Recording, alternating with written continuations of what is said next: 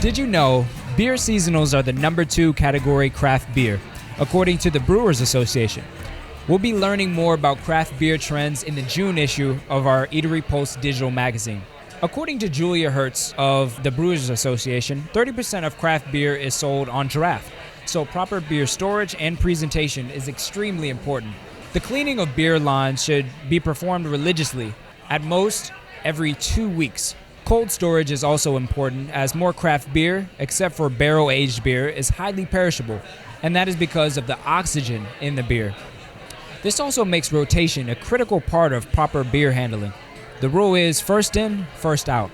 Catch more beer trends, best practices, and resources in our June digital magazine issue.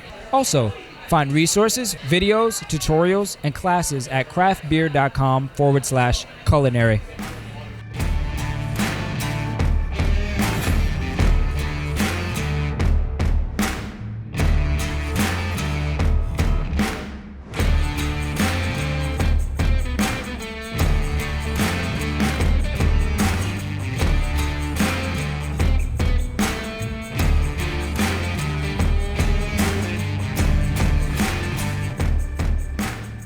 How does your group and Barley Mac, more specifically, set itself apart from other restaurants?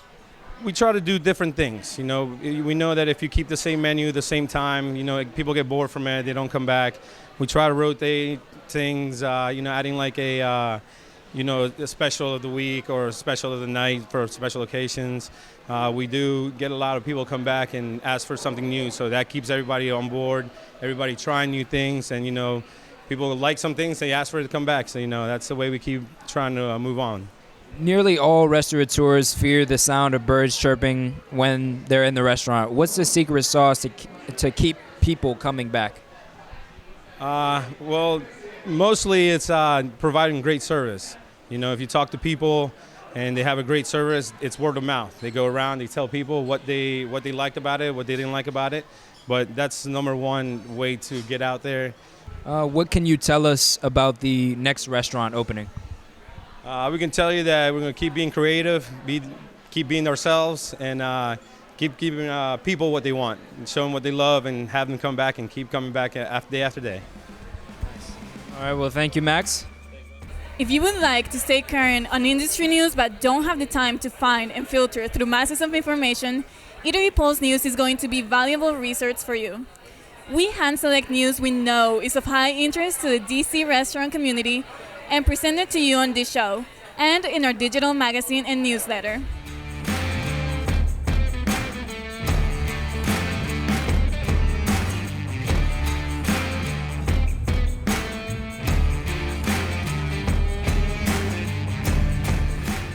I'm here with John Krebs, president of Access Purchasing, which helps multi-unit restaurant operators find savings with the distributors they already use.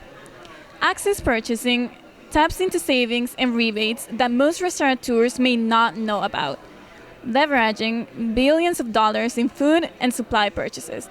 John, tell us briefly how the Access program works and how you help clients within the restaurant industry. Clarissa, what we are is we're a group purchasing organization with a little bit of expertise on the top. So, like other group purchasing organizations, other members that purchase the items that go through food service or restaurants have banded together. This program is very large. It's $20 billion in size across the United States. In that portfolio, there are multi-unit restaurants, there's K-12 schools, colleges, casinos, lodging, even prisons. So it's very vast. The number of products that are in the portfolio are very big, and the size is very big. And what we do is basically three things. The first is, with an authorization to release the data, the distributor will report the data to us. That data is then utilized for three things. One is manufacturers' rebates. The programs that we have in place, manufacturers will offer cash back for loyalty. That cash is paid on a monthly basis back to the restaurants or the members that we use. The second thing that happens is there's contract pricing that's available, which will lower the distributor invoice cost. So now you have savings coming in the back of the house as well. And then the third thing that happens is because we have your data, all right, and we have industry expertise, what we can do is we can go through the data and we can come back to you with suggestions for alternative products from different manufacturers or different buying practices that will help you reduce your cost even further. The nice thing about this portfolio is the members have complete control. They do not change the distributors. There's no mandatory product list. They're always in charge of the quality. They're in charge of the operations. There's no burden on the operations. In fact, it's seamless implementation. Operations won't even know. Well, why is it helpful to work with one main distributor versus several for a restaurant's food and supply needs, and how do you leverage that relationship? The old traditional thing is to go out and to bid to find out who has the cheapest price, okay? In distribution, it's all about mass and efficiencies.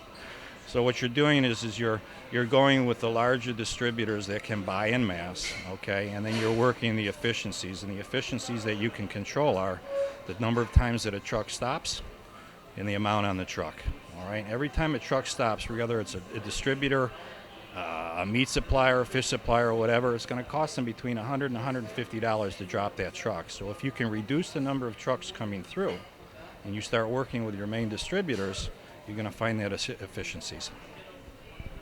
In addition to food and paper supplies, what are other areas in which you can help restaurant operators? Well, there's a myriad of other services that are available that are outside distribution. All right, so uniforms is a big one, safety shoes. You can get office supplies, cell service, maintenance, fryer cleaning. There's just a whole list of other things that are available, including armored car services as well. Typically, we'll start with a distribution program, and then as they get comfortable with what we're doing, we'll move into other areas. Well, thank you very much, John, for all this information.